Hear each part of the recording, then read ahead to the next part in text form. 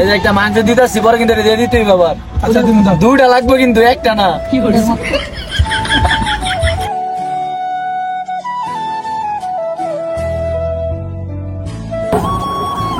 আমরা এখন পুরান ঢাকায় আইছি।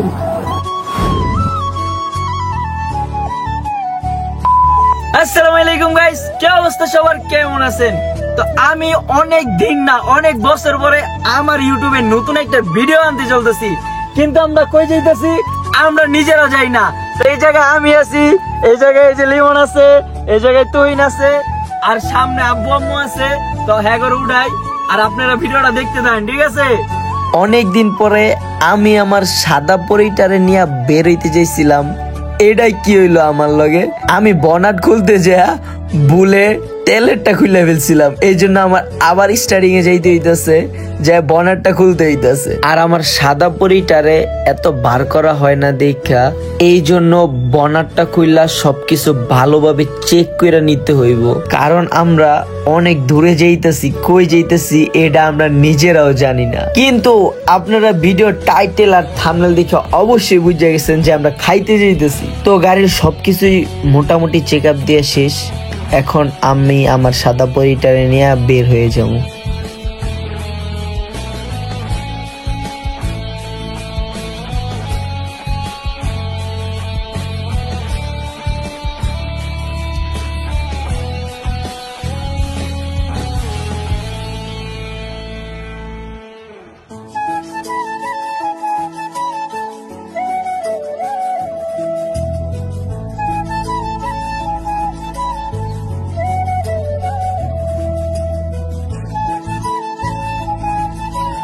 আব্বু আম্মু মাঠের সামনে দাঁড়ায় আছে, যার কারণে এখন আমার মাঠের সামনে যাইয়া আব্বু আম্মুরে নিতে হবে।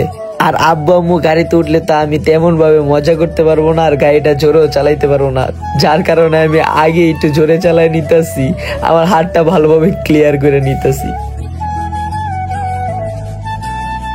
তো দেখতে দেখতে মাঠের সামনে এসে পড়ছি। আর এই যে দেখেন আব্বু আম্মু, আমার চাচা আর আমার ভাগিনারও এই জায়গায় এসে দাঁড়ায় রইছে। আজকে সবাই মিল্লা যাব, কই যাবো এটা আপনারা বলেন। একজন একজন কইরা সবাই গাড়ি দুইটা গেছে। এইদিকে আব্বু আম্মু, এইদিকে আছি আমি, আর ওইদিকে আছে বন্ধু বান্ধব, আর এইদিকে আছে চাচার ভাগিনা।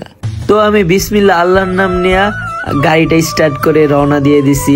আমরা যেদিকে যাইতেছিলাম ওই উদ্দেশ্যে চলে যাচ্ছি। শুধু গেলেই কি হবে, আব্বুর থেকে তো তেল ভরা টাকা নিতে হবে।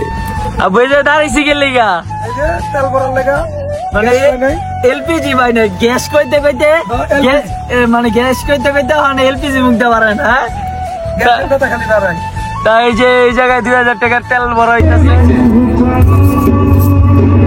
ওয়েট করি তুমি হারিয়ে যাও রাজনীন কোন রাজ্যে জনশূন্য কোন। এই জীবনটা সাম খেলতে খেলতে তেল ভরতে এলপিজি ভরতে ভরতে আর এই যে টুলের টাকা দিতে দিতে জীবনটা শেষ। রাজনীন কোন রাজ্যে জনশূন্য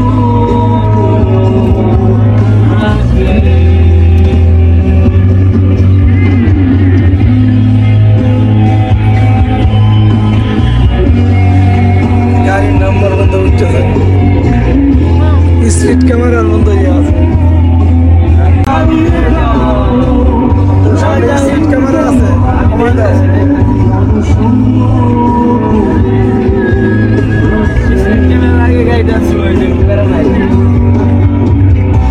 মাত্র 80 টাকা দিয়ে আমরা এলিভেট এক্সপ্রেসের উপরে উঠে গেছিলাম।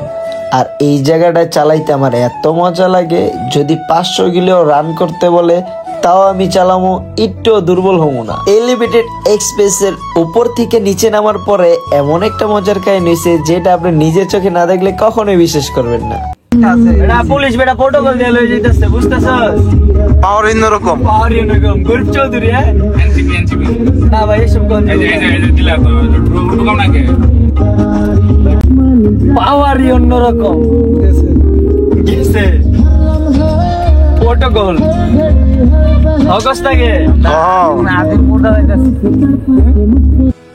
দেখতে দেখতে আমরা পুরান ঢাকা এসে পড়ছি।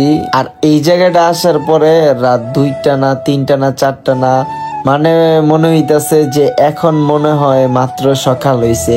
মানে এত পরিমাণ মানুষ এই জায়গায় 2টা 3টা 4টা পর্যন্ত থাকে। দেখেন রাত্রে প্রায় 2টার কাছাকাছি বাজে গেছে, এখন পর্যন্ত কি ভিড়, কত রিক্সা, কত প্রাইভেট কার, কত হুন্ডার, কত সিএনজি, মানে কি কমু আমি বুঝতেই পারতাছি না এই পুরান ঢাকা এসা যে এখনো কি দিন হইতাছে না রাত চলতেছে।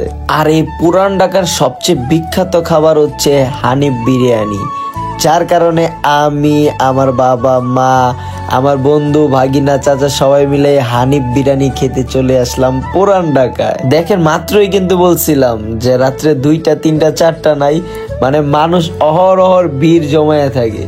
রাত্রে বাজে 2টা, কি পরিমাণ এই জায়গাটা পর্যন্ত ভিড় হইতেছে আপনারা কি বুঝতে পারতেছেন? আর এই জায়গার হানিফ বিরিয়ানি এত পরিমাণ বিখ্যাত যে কাকাই দিয়া কুলাইতে পারতেছে না, এত পরিমাণ লোক আর এত পরিমাণ কাস্টমার ওনাদের।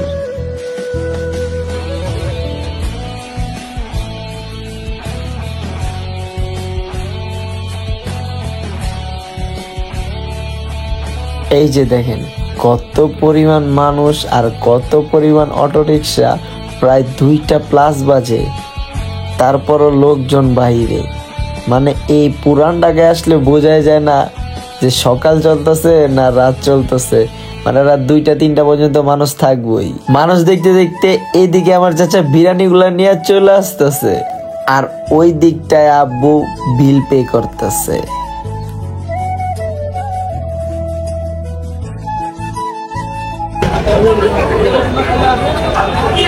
আজকে হানিফ পোলাও ভালো মতো নিছি, সমস্যা নেই।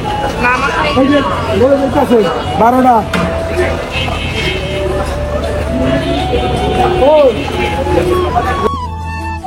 কি আব্বু কি মানবতার ফেরিয়ালা না, মানবতা বাংলা দিলেছি কিছু মনে করো মা গো, এত গরম কে?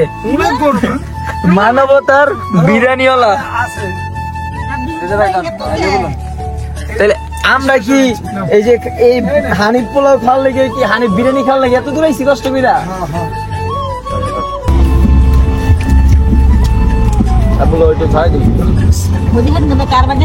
এই যে একটা মাংস দিতেছি পরে কিন্তু দিয়ে দিতেই বাবার। আচ্ছা তুমি দাও। 2টা লাগবে কিন্তু একটা না। লবণ কম আছে লাগতো। আম্মু একটু খাইবা, একটু আড্ডি খাও। তাই নাই খেতে নামি গেল। এটা হলো খাসি, চলো।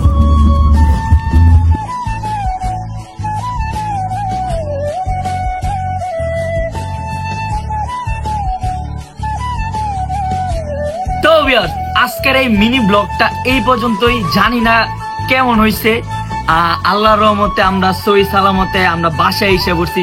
বাসায় এনে বলতে বাসা আমাদের সামনে আর একটুখানি দূর। তো আমাদের জন্য সবাই দোয়া করবেন, আমার ফ্যামিলির জন্য সবাই দোয়া করবেন, আমার বন্ধু বান্ধবের জন্য সবাই দোয়া করবেন। সবাই সুস্থ থাকবেন, ভালো থাকবেন। আমার নেক্সট আরেকটা ব্লগে আবার আপনাদের সাথে দেখা হবে। আল্লাহ হাফেজ।